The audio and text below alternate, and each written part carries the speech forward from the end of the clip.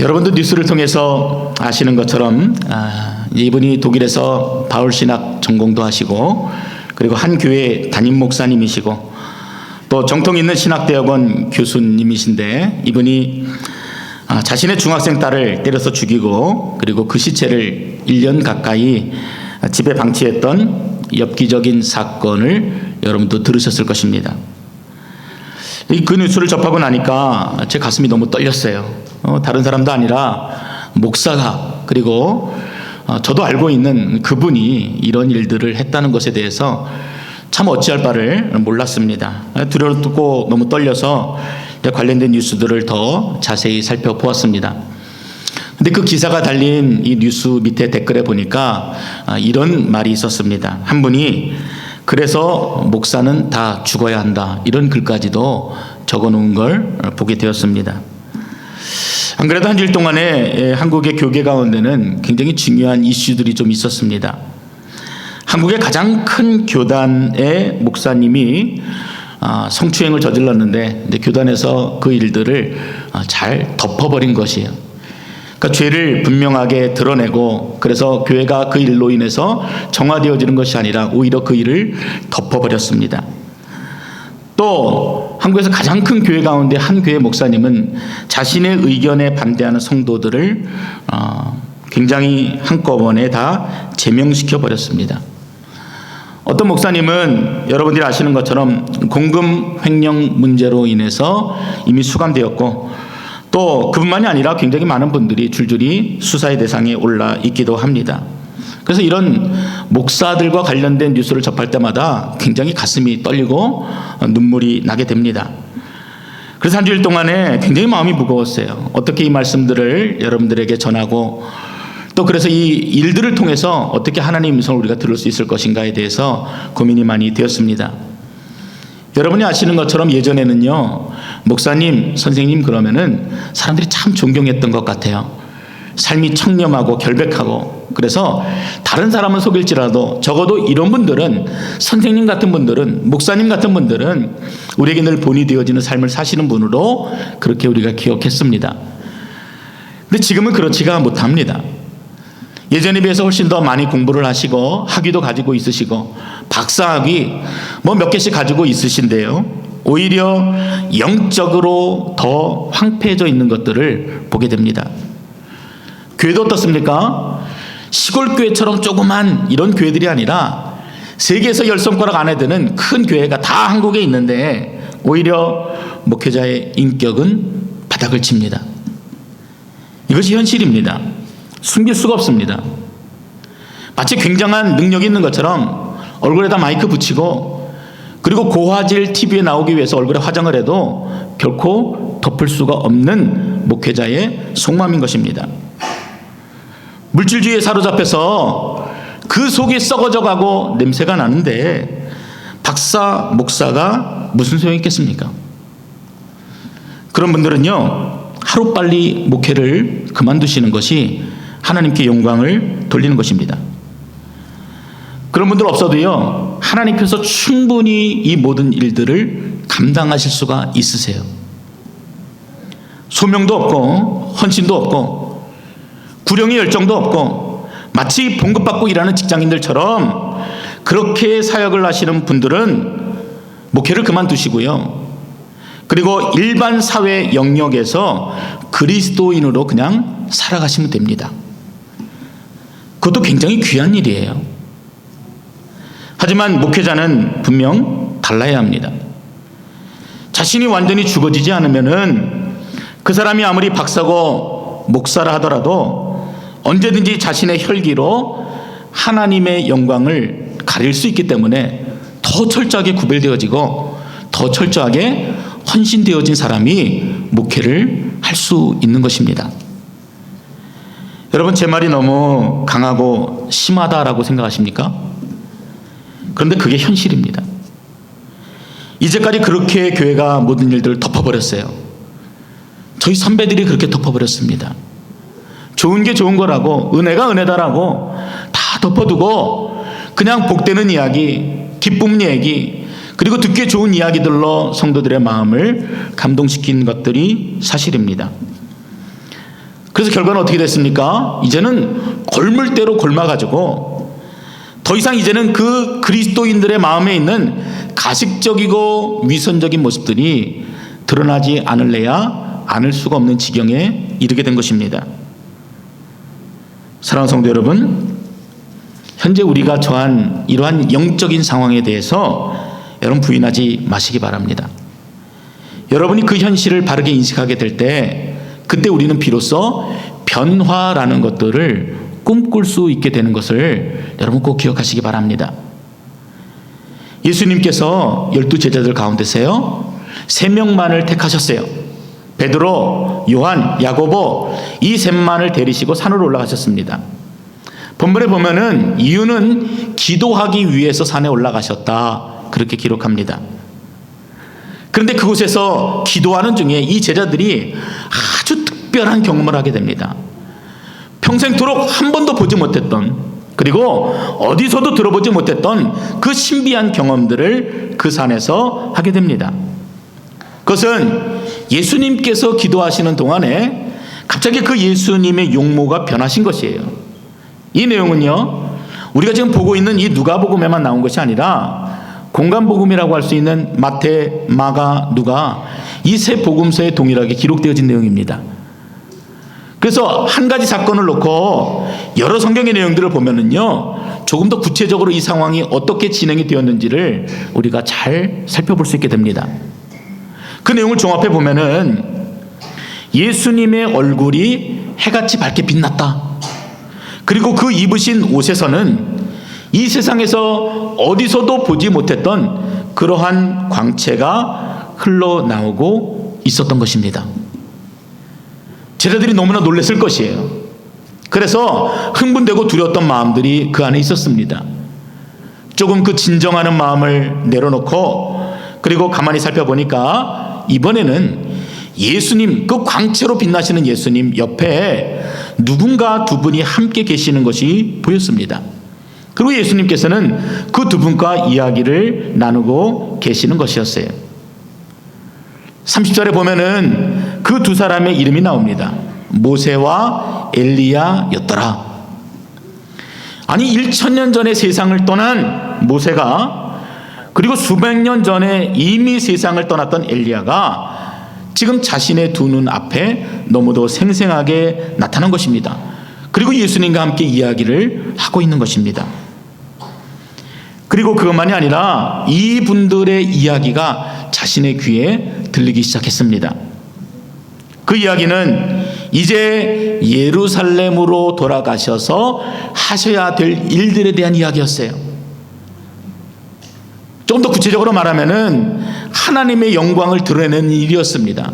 더 구체적으로 말씀드리면은 이제 예루살렘으로 돌아가서 고난을 받으시고 십자가에 못 박혀 죽으시고 부활하셔서 하나님이 자신을 통해서 이루고자 하시는 그 일들을 온전히 나타내고자 하셨던 그 일들을 모세와 엘리야와 함께 나누고 계셨던 것입니다. 그런데 이 신비롭고 특별한 경험은 이것만이 아니었습니다. 34절에 보니까 갑자기 어디선가 알 수 없는 큰 구름이 나타나서 그들을 온통 덮어버렸습니다. 그리고 그 구름 속에서 이는 나의 사랑하는 아들 곧 택함을 받은 자니 너희는 그의 말을 들으라 하는 하나님의 음성을 듣게 된 것입니다. 성도들에게 있어서요 이와 같은 이런 비슷한 한 가지 경험만 있어도요 굉장히 특별한 체험이라고 할 수 있습니다.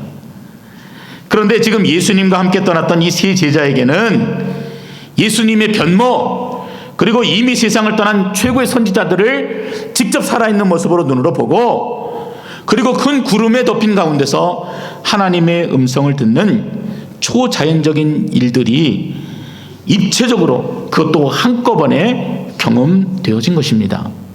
굉장한 일들이 일어난 것이에요. 이 메시지의 중심 내용은요 뭐냐면은 하나님께서, 하나님의 아들이신 예수 그리스도 그분께서 이제 스스로를 드러내시는 그러한 내용입니다. 자기 계시라 그러시죠. 내가 이 땅에 온 목적, 그리고 이루어야 될 사명에 대해서 스스로 드러내신 사건이라고 할 수 있습니다. 앞으로 십자가를 통해서 이루실 구원의 완성을 사랑하는 제자들에게 이미 보여주시는 그러한 내용이에요. 근데 오늘은요, 제가 조금 다른 관점으로 이 본문을 좀 나누고 싶습니다. 주님은 분명한 목적을 가지고 제자들을 안으시고 들려주시고 보여주시고 말씀을 하세요. 여러분, 그런 하나님 음성을 들으십니까? 하나님이 깨닫게 하실 때 여러분 깨달으세요? 주님이 이처럼 아주 친절하게 너무나 다양한 방법으로 끊임없이 우리에게 말씀하시는데 여러분 그 음성을 들으십니까? 우리가 잘 듣지를 못해요. 직접적으로 하나님의 음성을 듣는 것을 이야기하는 것이 아닙니다. 내 삶을 통해서 끊임없이 하나님이 깨닫게 하시는데도 우리가 그 음성을 못 듣습니다. 내 사랑하는 교우를 통해서 하나님의 선한 일이 무엇인지를 깨닫게 하시는데도 내가 그렇게 살지를 못합니다. 내 입술로는 그리스도인이라고 이야기하면서 여전히 세상으로 들어가면은 전혀 구별되어지지 못한, 오히려 안 믿는 자들보다도 더 못한 삶을 살아가고 있는 게 또한 우리들의 모습인 것입니다. 그래서 오늘 이 본문을 통해서 예수 그리스도를 경험한 자들, 그리고 이 경험하기 이전의 사람들, 그리고 경험한 이후의 사람들로 구별해서 우리가 과연 어디에 머물러 있는지를 좀 여러분과 함께 살펴보고자 하는 것입니다. 첫 번째 우리가 살펴볼 사람들은 이러한 신비 체험을 하기 이전의 제자들의 모습입니다. 누가복음 9장에 보면은 예수님께서 변화산에 오르시기 전에 있었던 한 가지 사건을 기록하고 있습니다. 바로 이 베드로가 자신의 신앙을 고백하는 내용이죠. 예수님이 제자들에게 물어보셨어요. 사람들이 나를 누구라 하느냐? 엘리야라 그럽니다. 선지자라 그럽니다. 선생이라 그럽니다. 그러냐? 그럼 베드로야, 너는 나를 누구라 하느냐? 이렇게 주님이 꼭 집어서 물어보실 때 베드로가 주저하지 않고 망설임 없이 주는 그리스도시요 살아계신 하나님의 아들이시니이다, 이렇게 담대하게 고백했던 그 신앙, 그래서 예수님으로부터 칭찬을 받았던 내용이 바로 앞에 기록이 되어져 있습니다. 다른 제자들은 다 머뭇거리고 있을 때 이 베드로만이 분명한 자신의 신앙의 고백으로 하나님 앞에 드렸던 이런 귀한 마음이 적혀 있죠. 그러나 우리가 놓치지 말아야 될 것은 뭐냐면요, 이렇게 고백했던 베드로도 여전히 연약한 자였어요. 성장하는 과정 가운데 있었던 자였습니다. 나머지 제자들은 어떻습니까? 마찬가지였어요. 다 동일하게 신앙적으로 성숙하지 못한 단계에 있었던 자들이었습니다. 이런 분들을 우리가 흔히 뭐라 그러냐면은 성전의 뜰만 밟고 다니시는 분들, 이렇게 이야기합니다. 예수님 곁에 제자들이 착각하고 있었던 것처럼 세상의 성공을 위해서 교회 나오시는 분이에요. 왠지 교회 나오면 복 받을 것 같고, 하나님이 내가 하는 비즈니스 복 주실 것 같고, 부흥되고 잘되게 해줄 것 같고, 그리고 교회 나오면 뭔가 사람으로부터도 도움을 받을 수 있을 것 같고, 이런 관계가 있어야지 인민 생활을 할 수가 있기 때문에 교회 나오시는 그런 분들이십니다. 아마 여러분 중에 대다수도 이러한 동기가 되어서, 시작이 되어서 교회를 나오게 되신 분도 많이 계시리라고 그렇게 알고 있습니다. 근데 이것이 문제가 뭐냐면요, 여기에만 머물러 있는 것이에요. 여전히 교회 나오는 목적과 교회 나오는 이유가 다른 것입니다. 이분들은 사람을 만나는 것이 좋아요.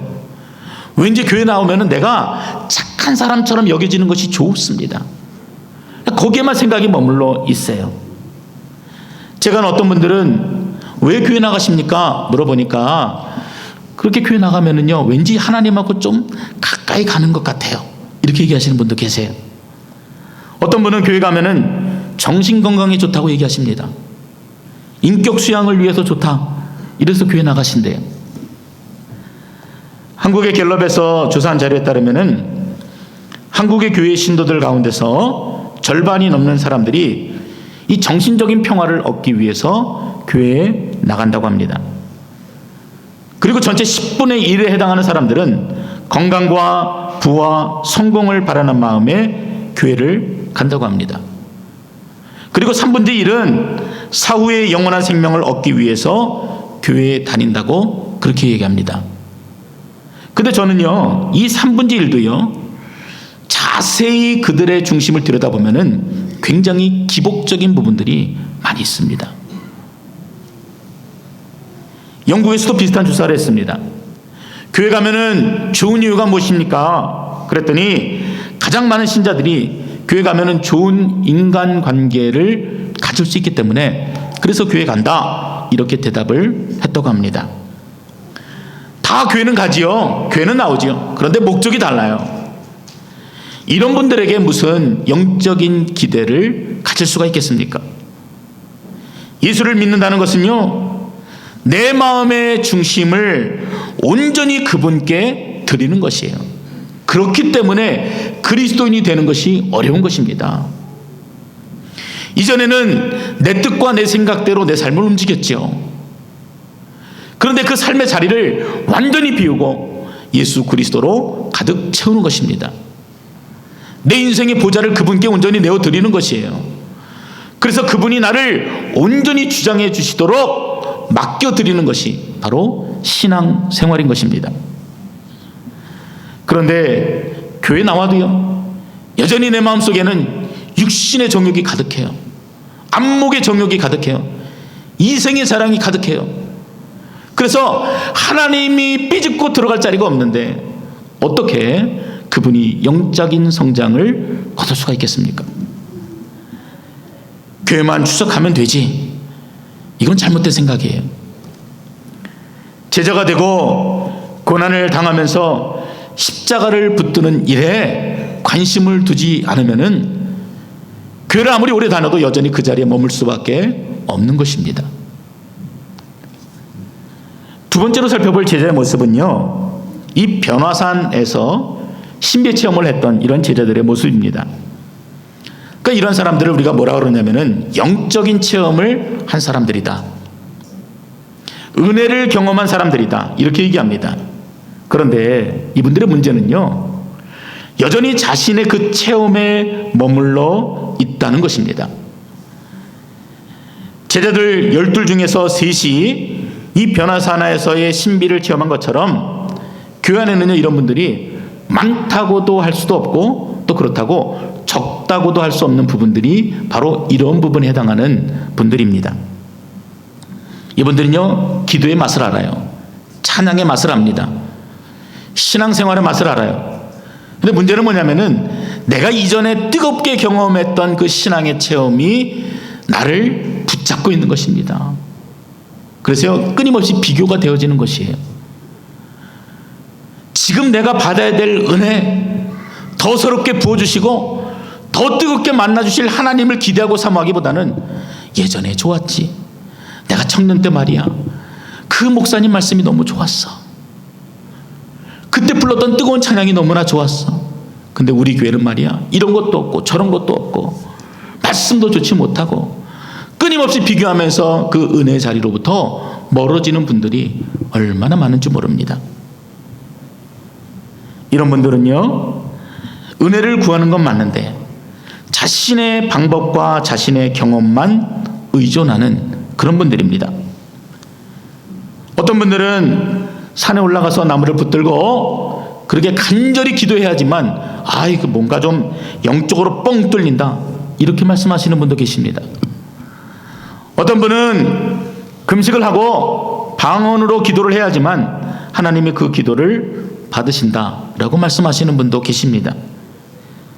예전에 제가 한국에서 사역할 때 이런 영적인 체험이 있는 분들을 많이 좀 만났습니다.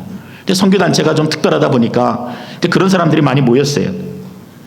이런 분들의 대표적인 특징이 뭔지 아십니까? 교회 생활을 잘하지 못해요.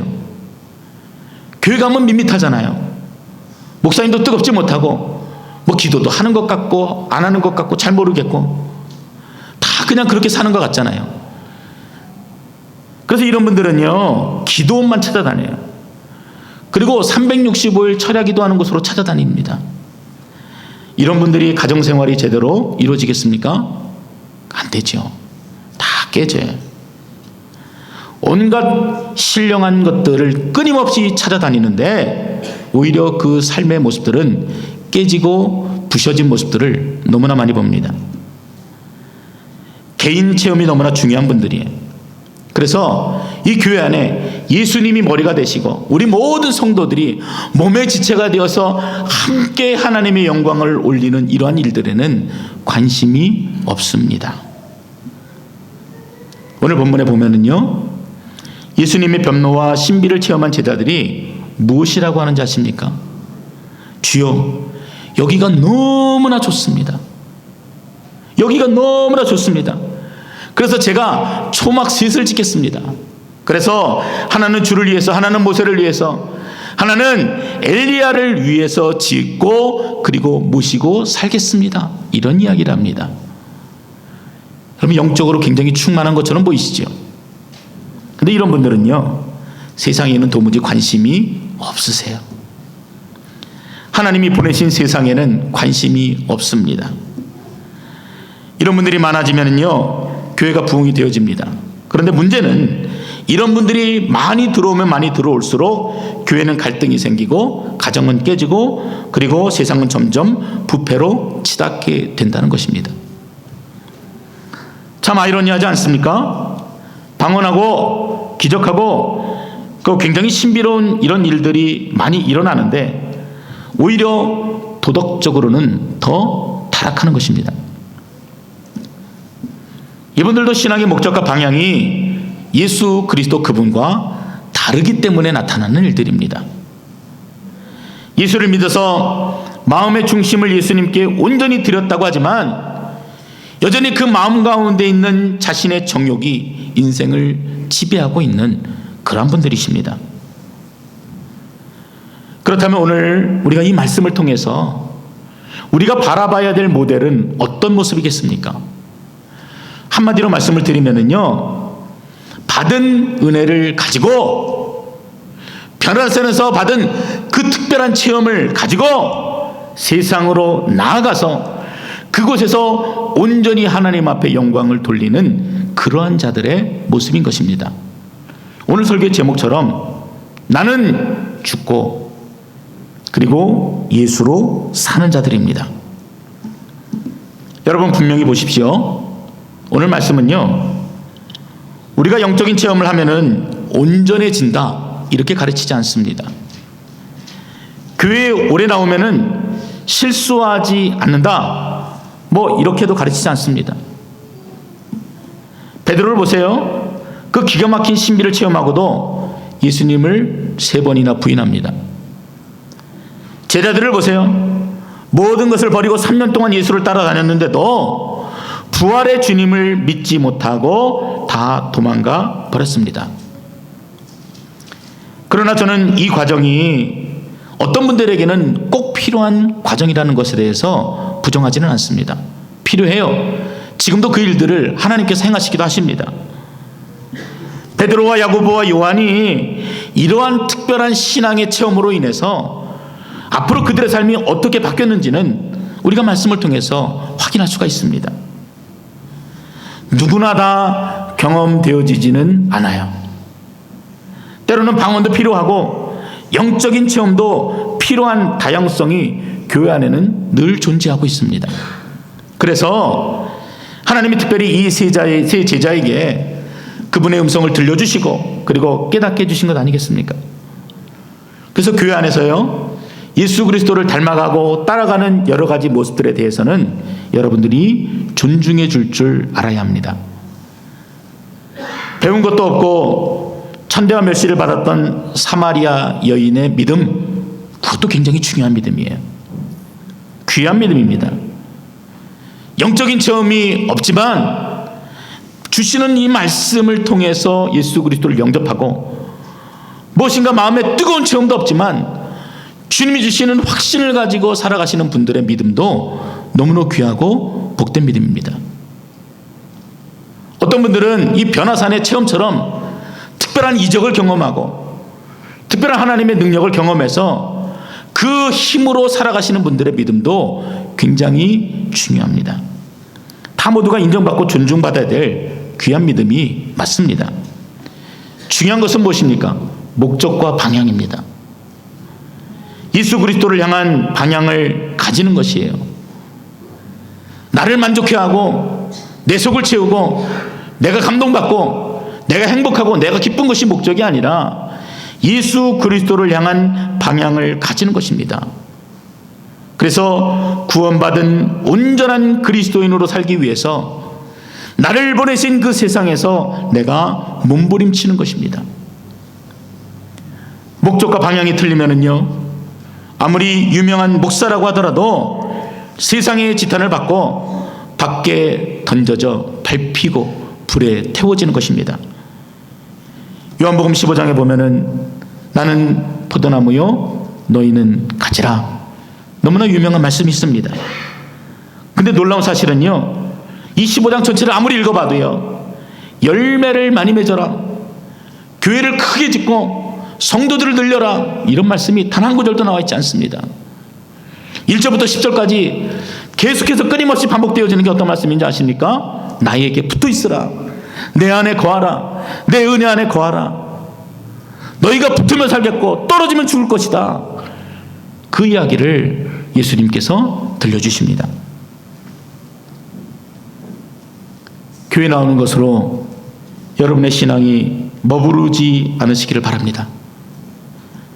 늘 초막에만 머무는 것도 바람직하지 않습니다. 예수를 믿는다는 것은요, 어려운 일이에요. 내 삶의 자리를 끊임없이 우리 주님께 의탁하는 것입니다. 오늘은 실수하지요. 넘어지지요. 때로는 부인하기도 하지요. 그래도 여전히 하나님의 은혜 앞에, 그분의 무릎 앞에 겸손히 엎드려서 내 삶의 자리를 그분께 맡겨드리는 겁니다. 하나님, 오늘도 여전히 실패자의 모습으로 주님 앞에 나왔습니다. 연약한 인생 받아 주시옵소서. 어제는 실패했지만 오늘은 하나님, 제가 내 인생의 보좌를 주님 앞에 온전히 드리고 그분의 음성 듣기를 원합니다. 그리고 그 말씀 가운데 순종하기를 원합니다.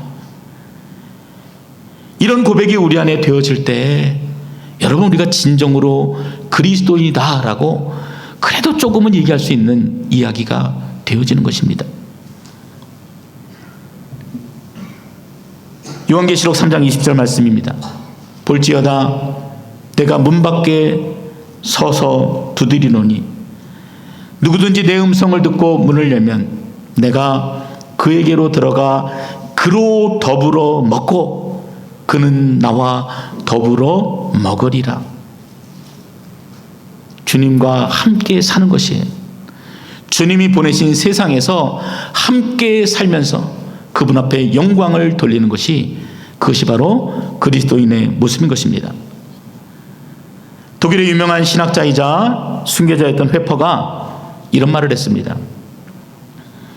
성경에 기록된 말씀들은 언제나 당신의 가슴에 울려야 하며 당신의 생활 속에 날마다 살아 움직여야 합니다. 당신이 무척이나 사랑하는 자가 있으면 그의 말을 잃을 수 있겠습니까? 사랑하는 자의 말은 따지고 분석해서 받아들이는 것이 아닙니다. 마찬가지로 당신이 주님을 사랑한다면 그의 말씀을 마음에 담고 살아야 합니다. 저는 이분의 말에 전적으로 동의합니다. 신앙은 사는 것이에요. 세상에서 사는 것입니다. 예수와 함께 사는 것입니다. 그러나 내가 사는 것이 아니라 오직 내 안에 계신 예수께서 나타나고 드러나도록 사는 것입니다. 수년을 예수를 따라다니고 스스로 헌신된 제자라 했던 베드로가 늘 실수가 많고 자신이 살기 위해 예수를 부인하고 도망하였지만, 이런 변화산의 경험을 가지고 하나님 앞에 담대히 삶을 드리게 될 때 삶의 그 마지막 자리에서도 예수님을 부인하지 않고 끝까지 생명을 다하기까지 예수 그리스도를 따를 수가 있었던 것입니다. 요한은 어떻습니까? 이 변화산에 함께 올라가서서 신비로운 체험을 했던 이 요한도 인생의 마지막에 보면은요, 반모섬으로 유배를 당합니다. 거기서 일생을 보내게 되는데, 그곳에서 하나님이 자신에게 보이셨던, 그리고 이전부터 보이셨던 하나님의 나라 새 예루살렘에 대한 꿈을 한순간도 잃어버리지 않고 요한계시록의 기록을 남기게 됩니다. 야곱은 어떻습니까? 변화산에서 보여주신 그 영광을 따라서 제일 먼저 순교한 제자의 모습으로 그렇게 기록이 되어집니다. 예수님께서 우리 각자에게 보여주신 그 비전을 따라서 각자의 그 삶의 자리에서 자신의 생명을 조금도 귀한 것으로 여기지 아니하고 온전히 순종하는, 자신을 온전히 내어드리는 삶으로 주님 앞에 영광 돌릴 수 있어야만 합니다. 이제 교회가 성도들에게 가르쳐야 될 것은요, 더 많이 전도하는 법이 아니에요. 교회가 부흥하는 법을 가르치는 것이 아닙니다. 좋은 게 좋은 거라고 예수 믿어서 복받는 이 긍정적인 번영신학을 가리키는 것이 결코 좋은 일이 아닙니다. 그래서 성도들의 눈을 가려버리는 것이에요. 세상에서 그리스도인으로서 살아가는 법을 가르쳐야 합니다. 변화산의 체험만이 아니라 영광으로 보여주신 그 십자가를 붙들고 사는 법을 가르쳐야 하는 것입니다. 말씀을 마치려 합니다. 오늘 여러분 생각해 보십시오. 내가 과연 어디에 머무르고 있는가? 여전히 성전의 뜰만 밟고 다니는 나의 모습은 없는가? 아니면은 내가 이전에 경험했던 그 체험에 머물러서 발전되어지지 못하고 더 큰 은혜를 사모하지도 못하고 늘 불평만 하는 나의 모습은 있지는 않은가? 아니면은 뜨겁게 경험한 그 체험이 여전히 그립고 사모해서 세상으로 나아가지 못하고 현실에 적응하지도 못하고 여전히 그냥 그 자리에 머무고 싶은 욕심은 없는가? 변화산의 영광을 사모하시기 바랍니다. 보여주신 그 목적을 분명히 보실 수 있어야 합니다. 그 은혜가 있으신 분은요, 세상으로 내려와서 세상에서 우뚝 서실 수 있는 은혜를 구하셔야 합니다. 쉽게 말하면요, 이것이에요. 교회에서 은혜를 받았으면은 여러분 세상에서도 내가 은혜를 받을 수 있도록 하나님 앞에 간구하셔야 됩니다. 그래서 나를 보내신 그 일터에서 여러분이 정직하게 주님의 영광을 드러내셔야 해요. 여러분이 속한 가정 속에서 예수 그리스도의 주되심이 분명히 드러날 수 있어야만 합니다. 예수 그리스도 그분과 함께 세상을 이기고 그리고 세상을 변화시키는 여러분 되시기 바랍니다. 그래서 예수님이 제자들을 변화산에 데리고 가신 것입니다.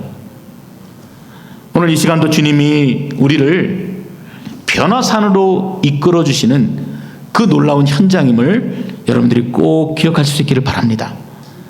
그냥 이곳에 머무는 자가 아니라 세상으로 내려가서 세상이 감당할 수 없는 그 믿음으로 당당한 그리스도인으로 살아가시는 여러분 되시기를 주의 이름으로 축원드립니다. 아멘.